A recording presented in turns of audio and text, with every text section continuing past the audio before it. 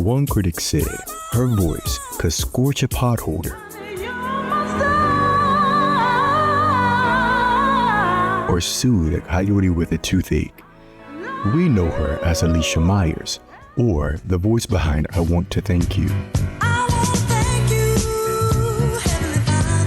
A gospel dance classic that's been a staple at Black cookouts and block parties for over 40 years. So how could a voice that's been described as part Aretha Franklin, part Chaka Khan, with a hint of Anita Baker, not be a household name? Born in Detroit, Michigan, Myers started singing in church before becoming the lead singer of Al Hudson in One Way, where she co-wrote and led the hit You Can Do It.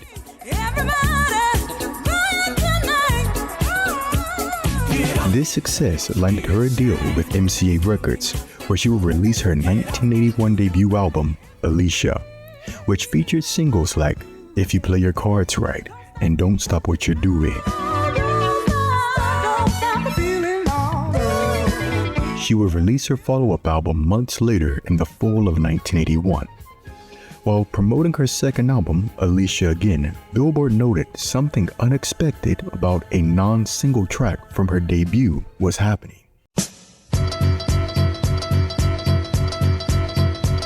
Alicia Myers' I Wanna Thank You is an unusual up-tempo song of praise. It is an album cut on her MCA solo debut that didn't generate any special interest, but the song has become a real underground favorite, breaking out in New York dance clubs and now onto radio.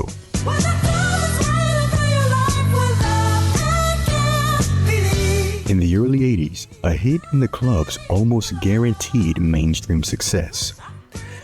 MCA Records promised a 12-inch extended release of the single I Wanna Thank You ahead of the release of her third album.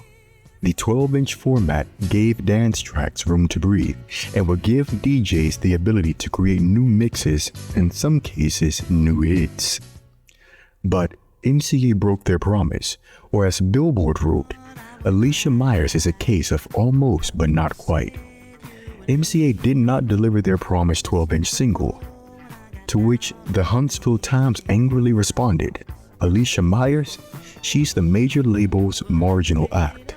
Impressive enough to be signed, recorded, and released, but not hot enough to draw major promotion. When Billboard magazine's Brian Chin asked, where is the 12-inch single? MCA simply responded, that's the end of that story. The broken promise of a 12-inch single perfectly illustrates how major labels fail to understand Black music and the importance of club culture. The singer's name is Alicia Myers, and since then she has been on a steady climb to the top. She's the same artist who co-wrote two hits by the group One Way entitled You Can Do It and Do Your Thing. From her fourth album, simply entitled I Appreciate, here's Alicia Myers. But MCA would listen, possibly, and learn their lesson because they supported her 1984 hit, You Get the Best of Me, with a music video, a TV performance, and of course, a 12-inch single release, pushing it to become a top 5 dance hit. After the release of its parent album, I Appreciate, Myers would leave MCA Records. Myers' tenure and ultimately departure are important because they overlap with the arrival of Louis Silas Jr., who would ultimately help MCA build its Black music division and begin having hits with acts such as New Edition, Jody Watley, Gladys Knight, and Patti LaBelle. The story of Alicia Myers makes you wonder, what if? What if MCA had just released that 12-inch single? What if they had just pushed ahead a little bit further? Where would she be? While we can't change her trajectory, her experience helped pave the way for record labels to take Black artists more seriously. Sometimes the most important victories come from battles that on the surface appear to be losses.